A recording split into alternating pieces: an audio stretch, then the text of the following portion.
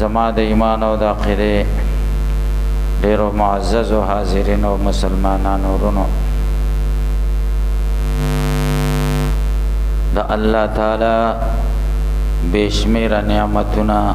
په موږ او تاسو دي. د دې نعمتونو په مقابله کې الله تعالی شکر په موږ او تاسو لازم او ضروري ګرځولی. دو سیزونه دي، کله په انسان مصیبت راځي هغه صبر کوي، کله په انسان د خدای بې پایانه نعمتونه دی به شکر کوي. نو د نعمتونو شکر دا ډیره ضروری خبره ده. قرآن کریم کې الله جل شانه فرمایي که تاسو زما د نعمتونو شکر ادا کوئ زه به دا نعمتونه درته زیات کم. د نعمتونو که موږ او تاسو تصور او سوچ کوو، یو سړی به دا وایي په ما څه دي خدای څه راکړي چې زه د خدای شکر ادا کړم. لکه تاسو سوچ کوئ خدای موږ له ډېر څه راکړي، کم څیز نه دی چې خدای موږ له نه دی راکړی. الله تعالی دې بدن کې موږ او تاسو له څومره نعمتونه راکړي. که الله تعالی د سترګو طاقت نه وی راکړی اوس به ړانده وی. که الله تعالی د غوږونو طاقت نه وی راکړی اوس به کاڼه وی. که خدای د ژبې طاقت نه وی راکړی نو اوس به ګونګیان وی. که خدای د خپو طاقت نه وی راکړی یو ځي ته به شوق د تلو کېدو نه به شو تللی، ګوډیان به وی، شلیان به وی. که الله تعالی عقل نه وی راکړی نو لیوني به وی. که الله ډوډۍ نه وه راکړې نو وږي به وی. که خدای اوبه نه وی راکړي نو تږي به وی. دا څیزونه چې خدای راکړي دا څه نعمتونه نه دي؟ دا لوی لوی نعمتونه دي. دی کتابونو کې لیکلي پخوا زمانې کې یو سړی و، د هغه چپړې نه وې، بیزار یې د خپو نه و. جومات ته مانځله راغی او چپړې یې نشته، دومره وس طاقت یې نشته چې د خپو بیزار ځان روان په لوڅو خپو د کور نه جومات ته را روان. ګرمه ځمکه ده او خپې ګرمې شوې. چې راغې مونځ یې وکړ نو خدای ته یې لاس ونیول، ای لویه خدایه ستا دومره لویه بادشاهي ده او زه خو ستا د حکم پوره کولو له راغلی یم چې ستا حکم پوره کړم او مونځ وکړم، او ستا په دې لویه بادشاهۍ کې زما بیزار نشته. جومات نه بهر شه چې ویې کتل یو سړی مانځله را روان دی او د هغه خپې نشته، په سخېدلو را روان دی او لاسونو له یې بیزار اچولی دی، لاسونو په ځمکه ږدي او را روان. شکر یې وکړ چې خدایه ستا څومره ډېر نعمتونه دي په ما، که بیزار مې نشته نو خپې خو مې شته که نه. دې وجې نه حدیث شریف کې دي رسول الله صلی الله علیه وسلم فرمایلی دي تاسو د خدای په نعمتونو کې ځان نه لاندې خلکو ته ګورئ، د دنیا په څیزونو کې، او د دین په کارونو کې ځان نه بره خلکو له ګورئ. تا نه ښکته څوک یې هغو له ګوره چې د سره دا څیز نشته ما سره شته، د سره دا څیز نشته ما سره شته، پلانکي سره دا نشته ما سره شته. نو د خدای شکر به درته اسانه شي. او د دین په کارونو کې د ځان نه بره لګوره چې وګوره پلانکي څومره عبادتونه کوي او زه دومره نه کوم، راشه زور ولګوه عبادتونه وکړه. نو د دین په معاملاتو کې به د ځان نه بره سړي لګورې او د دنیا په معاملاتو کې به ځان له ښکته ګورې، نو زړه به دې خوشحاله وي چې خدایه ما باندې خو دې ډېر نعمتونه کړي دي. پخوا یو بزرگو او د ټول بدن دانش لږ زیم پکې روغ نشته په کټ کې پروت دی په یو شاړه کې او بیابان کې څوک نږدې نه راځي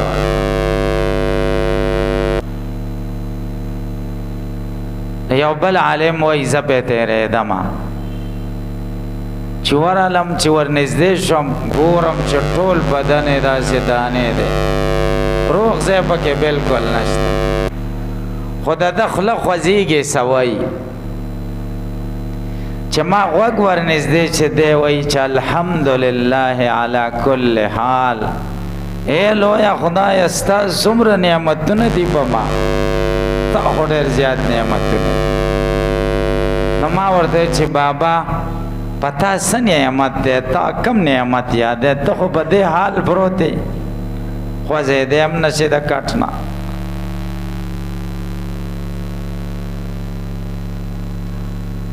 وی هغه راته وویلې چې دا د الله نعمت دی چې زه په دې حال پروت یم خدای ماله د شکر توفیق راکړه چې زه الحمدلله علی کل حال ویم نو د دې نه لوی نعمت بل شته بیا یې راته وویل چې په دې حال کې ټولو خلکو زه پرېښی یم هېڅوک نږدې نه راځي الله تعالی زما یو زوی په ما مسلط کړی دی هغه راځي او زما خدمت کوي مانځله مې پاسوي قضای حاجت ته مې پاسوي نو دا لوی نعمت نه دی څه وایي موږ دې تپوس وکړه چې زوی دې څه شه ویل چې 2 ورځې کېږي چې تللی په پته نه یم پوه شوی څه کار پسې لاړه چې راځم تاسو یې تپوس وکړئ بیابان و چې موږ بار راووتو یوه ډانچه پرته ده د انسان او غوښې شرمخانو خوړلي دي چا نه هم تپوس وکړه چې دا څوک دی چې دلته یو بیابان کې بیمار دی او د هغه زوی دی شرمخانو خوړلی واپس راغلو چې دا سړی و څنګه خبر کو چې زوی خو دې مړ دی ده ته مې وویل چې یو د غم خبر دی هغه وایي څه دی چې زوی خو دې مړ دی شرمخانو خوړلی وایي ده وویل چې الحمدلله علی کل حال خدایه ستا شکر دی زما زوی به هره ورځ روژه نیوله نفلي او ټوله شپه به خدای عبادت کو او چې د عبادت نه به فارغه شو زما به چې څه ضرورت و زما خدمت به یې کو شکر یې وکړه چې خدایه هسې به دې مو حاجه دې ټیم کې خو شکر دی چې روژهدار او تهجد ګزار او د مور او پلار خدمت ګزار وفات نو ګورئ انسان خو به هسې مړ کېږي مرګ خو هسې هم راځي نو چې مسلمان مړ شي او د اسلام سره او د دین سره لاړ شي نو دا څومره لویه خبره ده په دې شکر ویستل پکار دي که نه مونږ خو خفه شو چې پلانکی مړ شه او خفه یو هلکه دا د غم صحنه یي او سړی خفه یي خو دې طرف ته خو به دې شکر ویستل پکار دي چې یوه ګنټه کې 18,000 کسان وفات کېږي دې دنیا کې او 6,000 کسان پیدا کېږي نو هره ګنټه کې چې 18,000 کسان مړ کېږي دې 18,000 کسانو کې څه مسلمانان دي او څه غیر مسلم دي څه یهودیانی څه عیسایانی څه هندوانی څه نور بت پرستانی غیر الله ته عبادت کوي نو څومره شکر ویستل پکار دی چې یا خدای ستا څومره شکر دی چې تا موږ مسلمانان پیدا کړي یو د محمد رسول الله صلی الله علیه وسلم امت کې دې پیدا کړي د دې نه لوی نعمت قسم دی چې بل نشته ښه د نعمت شکر څنګه وي الله تعالی قرآن کریم کې فرمایي فاذکرونی اذکرکم ما یاد کئی زب تاسو یاد کم عبداللہ ابن عباس رضی اللہ تعالیٰ عنہ دا رسول اللہ صلی اللہ علیہ وسلم دا تر زوی دے او نبی علیہ السلام دا بارک وی چه نعمت ترجمان القرآن سخد قرآن ماہر دے او نبی علیہ السلام ورته دعا کړې د خدای دې په قرآن پوهه کې او د دنه علم خور کې د په ذریعہ د قرآن علم خور کې نو دې د دې آیت تشریح کوي دی وای چې د دې مطلب دا دی چې خدای وای فذکرونی بشکر اذکرکم بمزید نعمت تاسو ما یاد کئ یعنی زما د نعمت شکر ادا کئ و اذکرکم زب تاسو یاد کم نعمتونه به در باندې زیات کم دا خدای یادول دا دی چې نعمت به در باندې زیات کی او ستا یادول د خدای دا دی چې وای دا خو د خدای د طرفه ده د خدای د نعمت شکر هر وخت کې کوه دا شکر دو قسمه یو د ژبې شکر چې الحمدلله سړی بار بار وای او یو د بدن د اندامونو شکر د زړه شکر د خولې شکر هم ډېر مهم دی نبی کریم صلی الله علیه وسلم فرمای نعمتونه غډیر دي د کم کم نوم به ته یادې چې په پلان کې نعمت شکر دی او په پلان کې نعمت شکر دی دا ټول خو ته نشي یادولی ځکه وإن تعدوا نعمت الله لا تحصوها که تاسو د خدای نعمتونه شمیرئ نو په شمیر کې نشئ راوستلی دا د ضبط نه بهر دي د شمیرې نه بهر دي نو یو نشي یادولی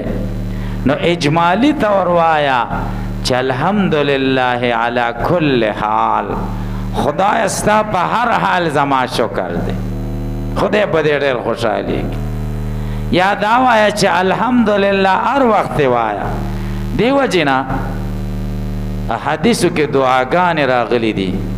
سړی خوراک وکړي دعا به کوي څنګه به وایي الحمدلله الذي اطعمنا وسقانا وجعلنا مسلمین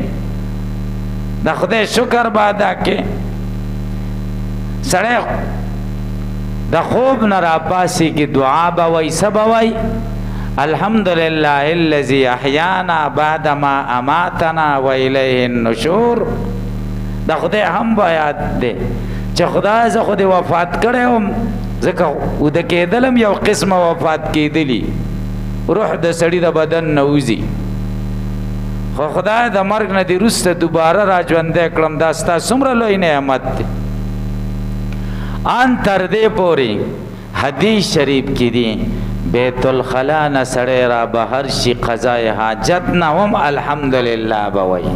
الحمدلله الذي اذهب عني الاذى وعافاني ځکه دا هم لوی نعمت دی چې سړی قضای حاجت نه را بهر شي صحیح سالم حاجت یې وشي دا د خدای لوی لوی نعمتونه دي او په دې ټولو موقعو موږ ته د الله نبی صلی الله علیه وسلم د هم تلقین کړی د شکر د لفظ چې تاسو الحمدلله وایي دویم د زړه او د اندامونو نعمت دی شکر دی د زړه شکر خدای چې زړه کې سوچ کوه چې دا څه دي دا د خدای د طرفه دي بس دا وایه چې دا څه دي په ما دا د خدای د طرفه دي او دا وایه چې خدای حاکم او حکیم دی حاکم دی یعنی زورور دی دا څه نعمتونه چې مال را کړي دا رانه اخیستی م شي څوک دې د تپوس والا نشته څوک ورسره د دعوو نشته چې څوک ورسره دعوه وکړي چې دا دې ولې واخیست ستا د تپوس بیا څوک نشته حاکم دی او حکیم هم دی چې تاله دا نعمتونه درکړي دي کې د خدای حکمت دی دا مه وایه چې زه د خدای خوښ یم دا یې راکړی نه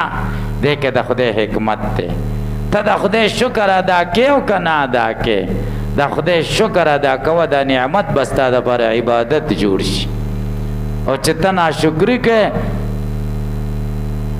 نو دا نعمت به ستا دپاره عذاب جوړ شي د پیغمبران الله تعالی را لېږلي په انسانیت کې د ټولو نه غوره مخلوق پیغمبران دي ځکه د انسانیت دپاره هدایت او رهنمایۍ دپاره را لېږلي انسانیت ته حکم دی چې د دوی په شانې جوړ شئ د دوی په لاره لاړ شئ نو د دې نه لوی خلک نور کېدی نشي. د پیغمبرانو باره کې خدای ښه صفت ذکر کوي چې دا پیغمبران د نعمتونو شکر کوونکي وو. د دوی کار دا و چې شکر به ادا کاو. د نوح علیه السلام باره کې خدای وایي انه کان عبدا شکورا. دا نوح علیه السلام د خدای بنده و شکورا شکر کوونکی. 9.5 کال قوم ته دعوت ورکړی او دا 9.5 کال ټول په تکلیفونو کې تیر شوي. په 9.5 کال کې اولنی هغه قوم چې په مخ د ځمکې شرک شروع کو بنو راسب ورته وایي دا د نوح علیه السلام قبیله او قوم. د نوح علیه السلام د دې قوم نه وړاندې دنیا کې شرک نه و، توحید د یو خدای عبادت. شرک په مخ د ځمکه د نوح علیه السلام قوم شروع نوح علیه السلام ورته خدای راولېږ. څومره مسخرې څومره خنداګانې وهل پکاڼو ویشتل دیکه کول، غرض دا دی چې د تذلیل او د درد چې څومره طریقې دي ټولې په نوح علیه السلام باندې وازمایلې. خو د دې نوح علیه السلام باره کې بیا مو خدای وایي انه کان عبدا شکورا. دا نوح علیه السلام و یو بنده شکر کوونکی چې د خدای شکر به ادا کاو. ابراهیم علیه السلام باره کې خدای وایي شاکرا لانعمه. دا خدای د نعمتونو شکر کوونکی و. دا خدای د نعمتونو شکر به ادا کاو. د سلیمان علیه السلام باره کې خدای وایي چې سلیمان علیه السلام دعا کوله ربی اوزعنی ان اشکر نعمتک. خدای ما ته طاقت راکړه چې ستا د نعمتونو شکر ادا کړم. او زموږ پیغمبر صلی الله علیه وسلم په ټولو کې خدای ته زیات محبوب هغه وایي افلا اکون عبدا شکورا. زه د خدای شکر گزاره بنده نشم چې دومره به خدای ته د شپې ولاړو حتی تورت قدماه خپې به وپړسېدلې دومره به ولاړو. عایشه رضی الله تعالی عنها وایي چې ما ورته وویل چې قربان تا ته خو مخکې وروسته ټول ګناهونه معاف شوي، ستا جنت ته تلل یقیني دي. ته اول هغه څوک چې جنت دروازه به ټکې، تا نه مخکې به جنت دروازه بل چا ته نه کولاویږي. ستا د امت نه مخکې به جنت په دروازه د بل چا امت نه ننوځي. نو دا دومره کړاو ته څه ضرورت دی چې دومره ولاړې چې خپې دې وپړسېږي. رسول الله ورته څه وایي صلی الله علیه وسلم افلا اکون عبدا شکورا. چې خدای په ما دومره نعمتونه کړي دي نو زه د خدای شکر گزاره بنده جوړ نشم، د دې نعمتونو شکر ادا نه کم. زه خو به شکر ادا کوم که نه. نو من کې مصیبت دا دی چې خدای موږ له نعمتونه راکړي نو د خدای ناشکري شروع کړو. حال دا دی چې څومره نعمتونه ډېرېږي باید زمونږ شکر ډېر شي. دې وجې نه الله تعالی آدم علیه السلام پیدا کړ.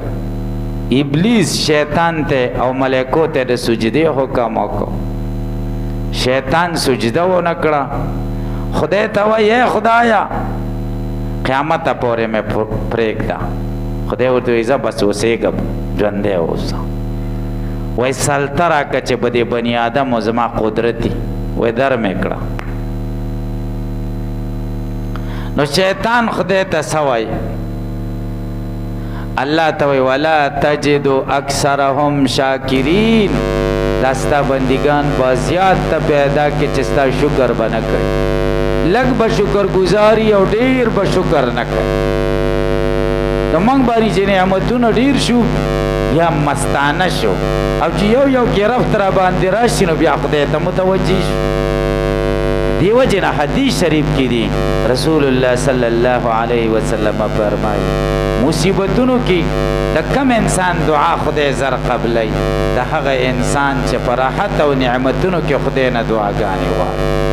راحتونو کې نعمتونو کې د خدای نه دعاګانې غواړئ تکالیفو کې به بیا خدای دعا زر قبلئ دیم الله هم وی وقلیل من عبادی الشکور زما په بندگانو کې لږ بندگان دي چې زما د نعمتونو شکر ادا کړي که منګه د خدای د نعمتونو شکر ادا کړو الله به را باندې نعمتونه زیات کړي او الله تعالی به موږ ته دنیا او آخرت کې د دې شکر بدلی را نصیب کړي او که موږ ناشکري کوو نو هېڅ هم نشو کولی او خدای وایي که تاسو ناشکري کوئ نو ان عذابي لشدید زما عذاب ډېر سخت دی الله دې ما او تاسو ته د خدای په دې عظیم او لوی نعمتونو د رښتوني شکر توفیق را نصیب کړي سبحانك اللهم وبحمدك اشهد ان لا اله الا انت استغفرك واتوب الیک